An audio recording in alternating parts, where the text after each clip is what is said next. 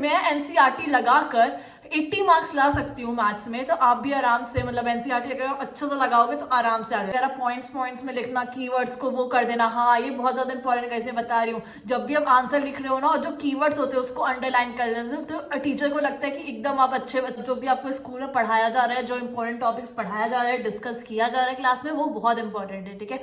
उसको मत इग्नोर करना। थ्योरी ले रहे हो, एक न्यूमेरिकल्स ले रहे हो, तो जब थ्योरी से आप बोर हो जाओ तो न्यूमेरिकल्स कर लेना, जब न्यूमेरिकल्स से बोर हो जाओ थ्योरी कर लेना। टीचर्स यही बताती है, ओस्वाल्डो अरिहंत से ही मेन करना, ठीक है, वो सबसे ज्यादा। Hi guys, welcome back to my YouTube channel. तो आज की वीडियो में हम डिस्कस करेंगे, अगर आप बोर्ड स्टूडेंट्स हो, मतलब अगर आप बोर्ड्स दे रहे हो क्लास 10th और 12th के, तो 2 मंथ की स्ट्रैटेजी बताऊंगी कि 2 महीने लगभग बचे होंगे, 2 से ज्यादा बचे होंगे, बट इन केस लाइक 2 महीने की स्ट्रैटेजी बता देती हूँ मैं। वेरी ऑनेस्ट, मेरे पास मैथ्स थी, इको था और मेरे पास ज्योग्राफी था, ठीक है। मैं humanities with maths with eco वाली बच्ची रही हूँ, तो उसमें मैं बहुत एवरेज थी, मतलब मैथ्स तो मेरा सबसे घटिया था, ठीक है। और इकोनॉमिक्स भी हो जाता, बट उसके जो न्यूमेरिकल्स वगैरह होते थे मुझसे एकदम नहीं होते थे, ठीक है। हमेशा से एवरेज काइंड ऑफ बच्ची रही हूँ, तो मेरे हमेशा से ऐसे 92-94% आया है।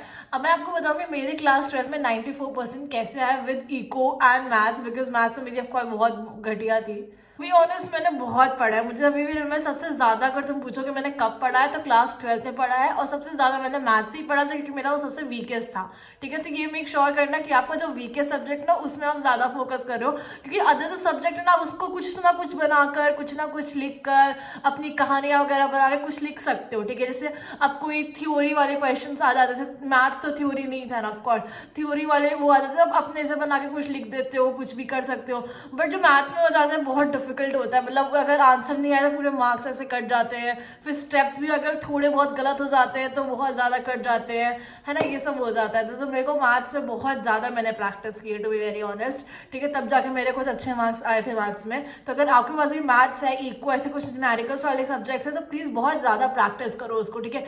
थ्योरी तो हो भी जाएगा, बट जो प्रैक्टिकल वाले सब्जेक्ट्स होते हैं ना, मैथ्स, इको, फिजिक्स, केमिस्ट्री, जो भी चीजें हैं, तो मैं एक और चीज कहना चाहूंगी, जो भी प्री बोर्ड्स भी दे रहे हो, आई नो बहुत ज्यादा ठंड भी हो रही है, ठीक है, तो सबसे पहले अपना हेल्थ का ध्यान देना, ठीक है। हेल्थ बहुत इंपॉर्टेंट है। ऐसा नहीं कि आप जिस दिन प्री बोर्ड का एग्जाम उस दिन आप बीमार पड़ जाओ, ठीक है। आराम से, मतलब जब पढ़ाई भी कर रहे हो, बाहर पढ़ाई कर रहे हो या फिर कहीं भी पढ़ाई कर रहे हो, कि मेरे हिसाब से मेरा क्या होता था, मैं बाहर चली जाती थी, मुझे यहाँ पे नींद आती थी एकदम बेड वगैरह में, तो मैं बाहर जाके पढ़ाई करती थी क्लास, जब मैं क्लास 12th में थी, ठीक है। तो मैं एकदम ऐसे, मतलब उस टाइम ऑफकोर्स नवंबर दिसंबर तक ठंडी हो जाती है, तो ऐसे कान का वो मफलर वगैरह हर चीज एकदम पहन के मतलब रहना, ठीक है। अपनी तबीयत मत खराब करना, ये बहुत इंपॉर्टेंट है। और प्री बोर्ड्स और बोर्ड्स टाइम हेल्थ बहुत ज्यादा इंपॉर्टेंट रहती है, तो प्लीज मेक श्योर करना कि हेल्थ आप सबसे पहले ध्यान दे रहे हो। ऐसा नहीं कि आप पढ़ाई में ऐसे लग गए हो कि अपनी हेल्थ एकदम भूल गए हो, ठीक है। हेल्थ ध्यान देना है, ओके। और चीज मैं बोलना चाहूंगी, बहुत जनरल टिप है, ठीक है, ये मैं कहना चाहूंगी, आप जितने बार चीजें रिवाइज करते हो ना उतना जल्दी जल्दी होता है। जैसे अगर आपने 2 बार रिवाइज कर लिया, तो तीसरी बार करोगे, चौथी बार करोगे, एकदम मन में रट जाता है कि हाँ ये सब था। तो ये मैं कह रही हूँ, जितने बार रिवाइज करोगे बहुत अच्छा है। ऐसा नहीं कि आप जल्दी मतलब एक बार पढ़ लिया तो हो जाएगा, नहीं, जितने बार रिवाइज करोगे वो ज्यादा बेटर है, ठीक है। 2 मंथ की स्ट्रैटेजी क्या है, जल्दी से मैं समझा देती हूँ, ठीक है। बहुत इजी से है, ज्यादा कुछ है नहीं इसमें। देखो, सबसे पहले अपना जो 30 दिन है, 1 महीना मान लो, ठीक है, 25 मान लो, 25 से 30 डेज, ऐसा टाइप ऑफ, ठीक है। उसमें बस आपको अपना सिलेबस कंप्लीट करना है, ठीक है। सारे सब्जेक्ट्स का सिलेबस कंप्लीट करना है। वो कैसे कर सकते हो, एक मतलब आप 4 दिन लो, ठीक है। 4 दिन में कोई 2 सब्जेक्ट ले लो। आपने इंग्लिश ले लिया, मैथ्स ले लिया, ठीक है। एक दिन मैथ्स पढ़ो, बोर हो जाते हो, इंग्लिश पढ़ो, मैथ्स पढ़ो, इंग्लिश पढ़ो, ठीक है। तो ऐसे में आप 4 दिन का अपना डेडलाइन बनाओ कि इस 4 दिन में ये 2 सब्जेक्ट के सारे सब्जेक्ट, मतलब ये 2 सब्जेक्ट के सारे चैप्टर्स आप कंप्लीट कर लोगे, ठीक है। तो ऐसा भी नहीं हो कि आप बोर हो जाओगे एक सब्जेक्ट पढ़ के, थोड़ा पढ़ के, बट एक ऐसा लेना, एक थ्योरी ले रहे हो, एक न्यूमेरिकल्स ले रहे हो, तो जब थ्योरी से आप बोर हो जाओ तो न्यूमेरिकल्स कर लेना, जब न्यूमेरिकल्स से बोर हो जाओ थ्योरी कर लेना, ठीक है। तो खुद की तबीयत खराब हो रखी है गाइस, इसलिए हेल्थ बहुत ध्यान देना, ठीक है, क्योंकि ऐसा मौसम हो रहा है ना, I think most of the लोगों की तबीयत खराब हो रही है। बट एनीवेज, चलो हम पॉइंट में आते हैं। तो मैं ये कह रही थी कि आप बोर नहीं होगे, ठीक है। तो एक प्रैक्टिकल सब्जेक्ट, मतलब जो थोड़ा सॉल्व ऑफ करने का होता है, और एक वो मतलब थ्योरी करके, ऐसा कॉम्बिनेशन बनाना, ठीक है। और उसको 30 दिन तक, मतलब ऐसे 4 दिन आप ये 2 सब्जेक्ट, फिर मतलब जैसे एक हफ्ता आपने 2 सब्जेक्ट पकड़ लिया, एक हफ्ता आपने दूसरा 2 सब्जेक्ट पकड़ लिया, और कंप्लीट कर दो, ठीक है। 30 डेज तक आपको सिलेबस कंप्लीट कर देना है अपना सारे सब्जेक्ट्स का, ठीक है। जब आपका जो मेन सिलेबस है एनसीईआरटीज वगैरह जब अच्छे से कंप्लीट हो जाए फिर आप एकदम मॉड्यूलर पेपर्स में आना, मतलब जो ओजवाल शीट बोल रही हूँ, ओजवाल की जो बुक्स होती हैं वगैरह एनसीईआरटीज अरिहंत होती हैं, ठीक है। मैंने अरिहंत और ओजवाल से बहुत ज़्यादा किया है। आई थिंक ये सब जगह होता है, टीचर्स यही बताती है ओजवाल और अरिहंत से ही मेन करना, ठीक है, वो सबसे ज़्यादा आता है। अरिहंत ओजवाल को सारे जो मॉडल पेपर्स होते हैं और जो टॉपिक्स पढ़ाया जाता है, मतलब जो क्लास में हमेशा बार बार नहीं पढ़ाया, टीचर्स पढ़ाती कि इंपॉर्टेंट टॉपिक्स वगैरह एंड ऑल दैट, उसको करना अच्छे से, इंपॉर्टेंट टॉपिक उसको अच्छे से करना, ठीक है। फिर उसके बाद जो ये मॉक पेपर्स होते हैं, प्रीवियस ईयर क्वेश्चंस पेपर होते हैं, ओजवाल वगैरह ये सब करना, ठीक है। ऐसे डायरेक्ट मत कूद जाना कि आप मतलब जो मेन सिलेबस है एनसीईआरटीज वगैरह आपने पढ़ा नहीं और सीधे आप ऐसे इसमें कूद गए तो कुछ नहीं बनेगा ऑफकोर्स, ठीक है।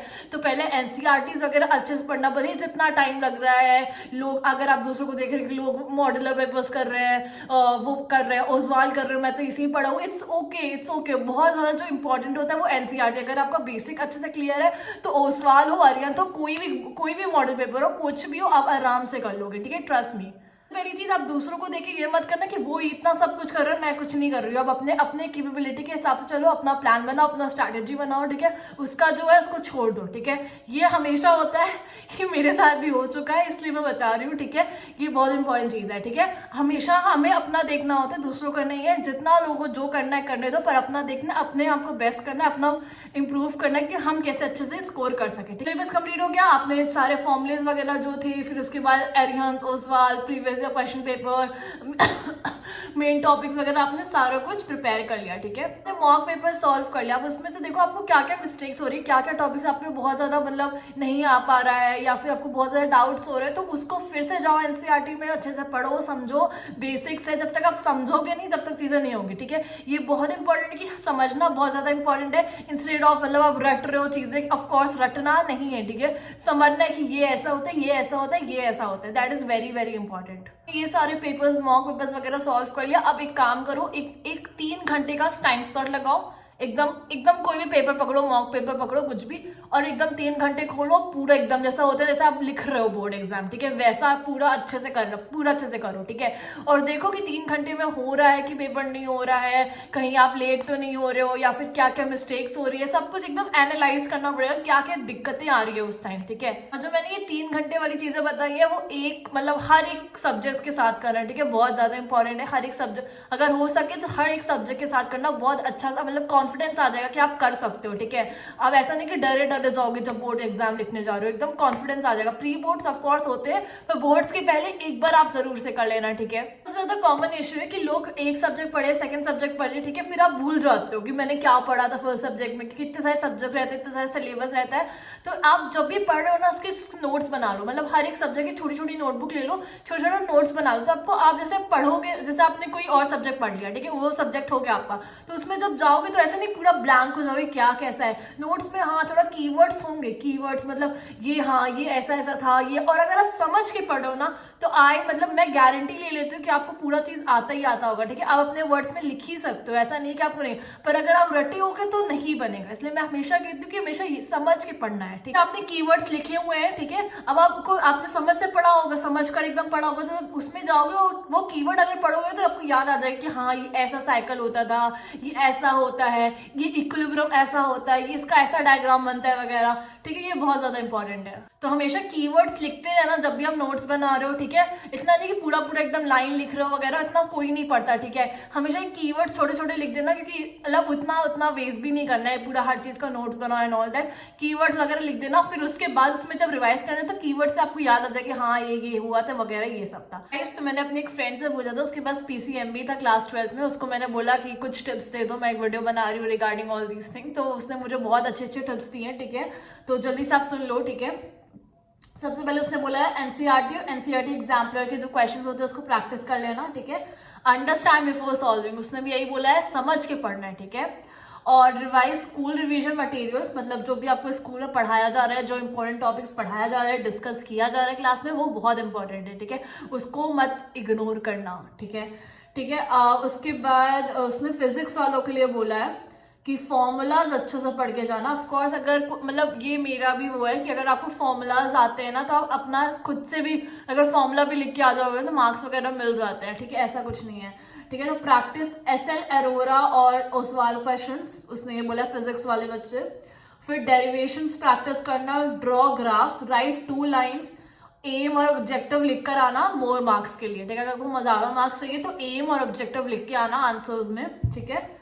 और ग्राफ्स वगैरह बहुत इंपॉर्टेंट है, और जो पॉइंट्स वगैरह पॉइंट्स में लिखना, कीवर्ड्स को वो कर देना। हाँ, ये बहुत ज्यादा इंपॉर्टेंट, कैसे बता रही हूँ, जब भी आप आंसर लिख रहे हो ना, और जो कीवर्ड्स होते हैं उसको अंडरलाइन कर देना, तो टीचर को लगता है कि एकदम आप अच्छे बच्चे हो, अच्छे हैंड राइटिंग से लिख के आना, ठीक है। कभी कभी टीचर पूरा, मतलब मैं बोलती नहीं, बट बोर्ड में कभी पढ़ते नहीं, बट वो कीवर्ड्स वगैरह देखते रहते, तो कीवर्ड्स अगर आप अंडरलाइन करे होगे तो उनको लगेगा हाँ बच्चे बच्चे हो, पढ़ के आए हो, उनको पता है, एकदम अच्छे से मार्क्स दे देंगे, ठीक है। ये होता है। केमिस्ट्री में उसने बताया कि इंपॉर्टेंट नेम रिएक्शंस प्रैक्टिस करना, ठीक है। और केमिकल नेटिक्स एंड नॉमेनक्लेचर स्कोरिंग है। केमिस्ट्री वाले बच्चों, आपको पता है क्या मेरे पास क्लास 12 में केमिस्ट्री नहीं थी। मोस्ट स्कोरिंग सब्जेक्ट्स है DNF block, coordination, compounds, organic chemistry, ठीक है। मैथ्स में अब बताती हूँ, NCERT बैक एक्सरसाइज एग्जाम्पलर्स। हाँ, मेरे पास मैथ्स में बता सकती हूँ। मैथ्स में गाइस जो NCERT की बैक एक्सरसाइज होती है बहुत बहुत बहुत ज्यादा इंपॉर्टेंट होती है, प्लीज उसको अच्छे से प्रैक्टिस करना, ठीक है। और इफ टाइम लेट, अगर आपके पास टाइम रखता है तो RD शर्मा, RS अग्रवाल कर सकते हो। मैंने RD शर्मा लगा के गई थी, ठीक है, थोड़ा बहुत लगा के गई थी, बट टू बी ऑनेस्ट सारा NCERT से ही ज्यादातर आता है। अगर आप RD RS में इतना ध्यान नहीं देना चाहते हो, वीक हो मेरे जैसे, ठीक है, मेरे जैसे थे, मतलब मेरे जैसे हो अगर वीक मैथ्स में, तो मैं तो बस मेरी NCERT लगा के गई थी, मैं पास हो गई थी, बहुत अच्छे मार्क्स आए थे मेरे। कितने मार्क्स आए थे? आई थिंक मेरे 100 में से 80 आ गए थे गाइस, ऐसा नहीं था, मेरे 80 आए थे, कि मेरे सबसे वीक सबसे गंदे मार्क्स मेरे को मैथ्स में आए थे। आई थिंक वो 80 ही था, हाँ वो 80 ही था। तो गाइज मैं NCERT लगाकर 80 मार्क्स ला सकती हूँ मैथ्स में, तो आप भी आराम से, मतलब NCERT अगर आप अच्छा सा लगाओगे तो आराम से आ जाएगा। मॉक पेपर्स वगैरह सॉल्व कर लेना, बट अगर आपको मैथ्स बड़ी अच्छी लगती है तो RD शर्मा RS लगा सकते हो। फिर derivatives, integration, GP, geometric progression, भाई मुझे आता है, ये मुझे याद अच्छे से मैथ्स का, ये बहुत इंपॉर्टेंट टॉपिक है, उससे बोला है, ठीक है। गाइस जो मैंने सारी बुक्स बोली है इस वीडियो में, सारा मैं डिस्क्रिप्शन बॉक्स में लिंक डाल दूंगी, आप जाके चेकआउट कर लेना, बिकॉज ये सारी बुक्स बहुत हेल्प करेंगी आपको बोर्ड्स में, ठीक है। तो प्लीज ले लेना, अच्छे से प्रैक्टिस करना, बिना पढ़े, बिना सोच रहे कि बिना पढ़े सब कुछ हो जाएगा, ऐसा कुछ भी नहीं है, ठीक है। पढ़ना पड़ेगा, अच्छे से मेहनत करनी पड़ेगी, और ऑफकोर्स यार एक बार मेहनत करनी है, उसके बाद तो फिर कॉलेज के सब होने लगेगा, ठीक है। तो बार बार तो आप 12th पढ़ोगे नहीं, ठीक है। तो इसी मोटिवेशन के साथ पढ़ लो, अच्छे से हो जाएगा, ठीक है। पढ़ना भी एक अलग ही है, ठीक है। तो पढ़ लो अच्छे से। आई होप कि आपके सबके अच्छे मार्क्स आए। That's it for the video. अगर आपको कोई और भी हेल्प चाहिए, कौन सी बुक पढ़े बोर्ड्स के लिए, और ये मतलब कौन सा क्वेश्चन पेपर सॉल्व करे, कोई टॉपिक का बता दो।